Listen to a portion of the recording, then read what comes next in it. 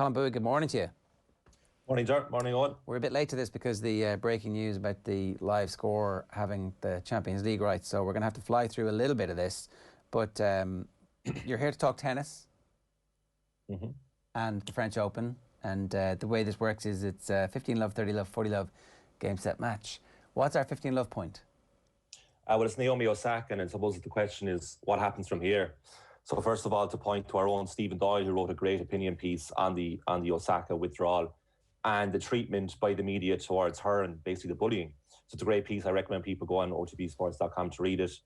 And what it leaves me thinking is, because it's been 2 days now, and I'm wondering what happens now. The 4 Grand Slams came back out and released a statement after Osaka withdrew and said, you know, they wish her the best and a speedy recovery, almost like it's a physical injury. And they said, you know, we're going to do our best to improve the conditions for players at Grand Slams.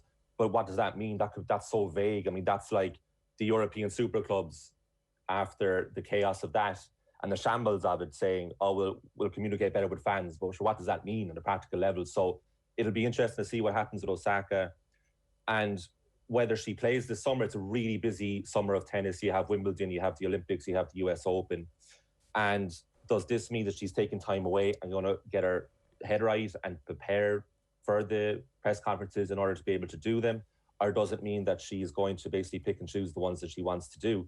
But I think the big lesson for everybody this week is that, like, depression is ubiquitous, but it's also deeply personal to the person affected.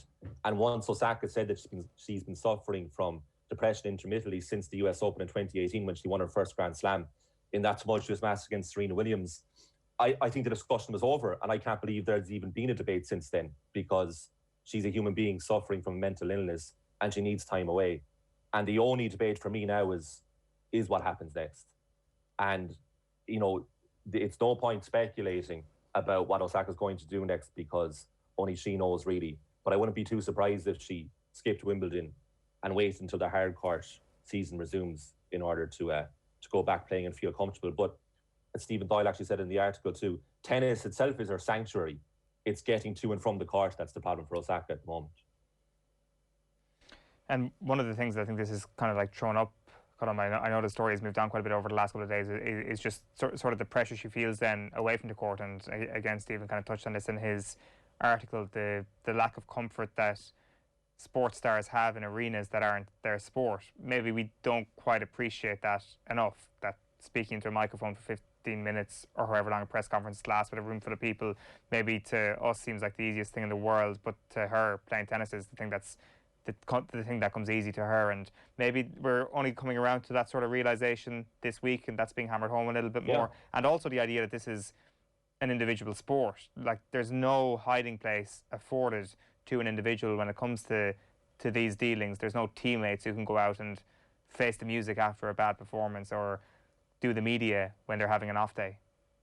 Yeah, well, she's not a public speaker, and I mean, she never asked to be, and she's very uncomfortable with it. And I mean, the suspicion was, when this all started about a week ago, when Osaka said that she wasn't going to do any press at the French Open, the suspicion was that, well, she has a very poor record on clay. She's never gone beyond her third round of the French Open. And in the warm-up tournaments to Roland Garros, she lost in the last 32 of the Madrid Open and lost in the first round of the Italian Open to Jessica Pegula. And she was in a really bad way after that. And her older sister, Marie, took to Reddit to explain that Osaka was really down on herself after that latter loss, because she herself feels that she's not good enough on clay, and everybody's telling her that. So we thought it was all a bit superficial, and that it was, she just isn't good on clay, she's not very confident, and so she doesn't want to answer questions about it. But obviously, it's so much more than that. And the surface of the tennis court is tiny in terms of what's going on overall at Osaka's head. But I think she's already a hero for young people. She's a role model.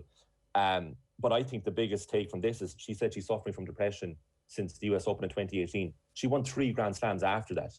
Like, she's an amazing person, and she should be championed. And I hope to see her again very soon. Okay, there's a much bigger story there that we probably don't have enough time to do justice to this morning. So let's move on rather than spend any more on that. We've got a couple of minutes left. The big three are back. That's our 30 love point.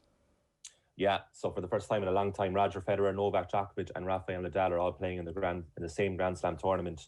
And they're actually all on the same side of the draw. because Daniil Medvedev, the Russian, who's had a fantastic last 6 months, he won the season-ending ATP finals in November, and he got to the final of the Australian Open, obliterated everybody until he met Djokovic in the final. Well, he's number 2 seed at the French Open, so that means Djokovic and Nadal are either side of him, and that means that they can only play each other in the semi-final. So there won't be a repeat of last year's final, which was only in October, of course, between Nadal and Djokovic. And the mouth-watering prospect is that because Federer is seeded 8, it means that if he wins all his matches and Djokovic wins all his matches, they will play each other at the quarterfinal next Wednesday. And that is also the same day, the 9th of June, where the crowds increase from 1,000 on the main court on Philippe Chatrier to 5,000. So that could be an unbelievable occasion. For Federer, he's just come back. He's played a couple of warm-up tournaments. He looks pretty sluggish, to be honest. He's played the Qatar Open, the Geneva Open. He won only 1 match in those 2 tournaments, but he did win his first round here against Denis Istomin, and he won it in straight sets. He plays Marin Cilic next. It would be an incredible story, like Federer. He's still level with Rafa Nadal on the most Grand Slams ever won at 20, but he turns 40 in August. You'd say, like, if he's going to win another one, if he's going to get to 21, you'd fancy him at Wimbledon, and that's it.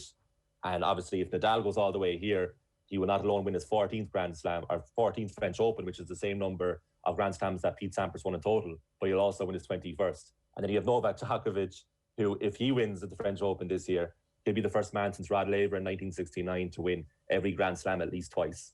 So history beckons for these 3 lads, and I hope that they go as far as they can. But on the other side, it leaves the draw open, so there will be a first-time French Open finalist, and it's looking likely to be Stefanos Tsitsipas, the young Greek, because Medvedev's record on the French, despite being seeded number 2, is absolutely atrocious.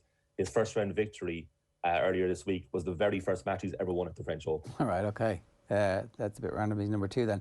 Okay, Serena's big week summer as well, also chasing a record and trying to expunge one of sport's most unsavoury characters. So what happens here? It's so hard to call, lads, like the women's draw. I mean, the last player on the WTA side to retain the French Open was Justine Henin in 2007. She actually won it 3 years in a row. So no one's retained it since then, and there's been a different winner every single year. The last time Serena won it was 2015.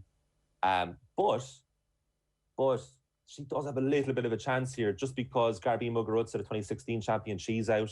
Elena Ostapenko, the 2017 champion, she's gone. Simona Halep is injured. She didn't play this year. Petra Kvitova had a freak incident. She got injured after her press conference after the first round and had to withdraw from the tournament. She's gone. Bianca Andreescu's gone. So it does open the door for her, but she has 2 big problems in front of her, Serena, and that's Iga Swiatek, the defending champion, who won the Italian Open, the warm-up before the French Open, 6-love in the final against Karolina Pliskova. She's looking very dangerous. And then you have Ash Barty, of course, the world number 1 and seeded number 1, who never got to defend her French Open title last year because she didn't travel to Paris due to the pandemic. She won the French Open in 2019. So if Serena's going to do it, she has to really surpass those 2. But what a story it would be. But again, like Federer, I'd fancy Serena more on Wimbledon, and she also turns 40 in September. So it's really the summer for Federer and Serena. Yeah, it'll be really interesting to see what it's happens. very unlikely. I think very long odds that either of them win. And match points? Just shout out to Carla Suarez Navarro, who she's a 32-year-old Spaniard. She's a perennial kind of quarter-finalist at the Grand Slams. She was diagnosed with cancer only last September, just before the US Open. She was receiving chemotherapy as recently as the start of this year, and she entered this year's French Open. She actually had a brilliant match against Sloane Stephens, who's a former finalist at Roland Garros. It went all the way. Navarro actually served for the match, but she lost. But it's an amazing story. She'd originally planned to retire in 2020, but then she got ill, and then the pandemic happened, so she wanted to have her full swan song. She's recovered from cancer. She tweeted at the end of April that she was cancer-free. That was her last ever French Open match. Because of the scheduling, it's really poor scheduling, the French Open. There was no fans because there's a 9 p.m. curfew in Paris. So she walked off the court to nobody. But she got reams and reams of farewells and great praise online because she's an extremely popular player on the tour. She'll play throughout the summer. She'll play Wimbledon, the Olympics, and the US Open, but this is her final year. But it was a great story from a player who was much loved, and like to recover from that illness in that time and play a competitive match against a brilliant player like Sloane Stephens is a brilliant story, and much needed for tennis this week. No, much totally. Needed. Look, there's a couple of other stories we'll get to the next time we have you on next week properly when we have plenty of time, and there isn't breaking news about live scores coming through. So good stuff, Colm. Thanks a million for that. Cheers. Cheers, lads.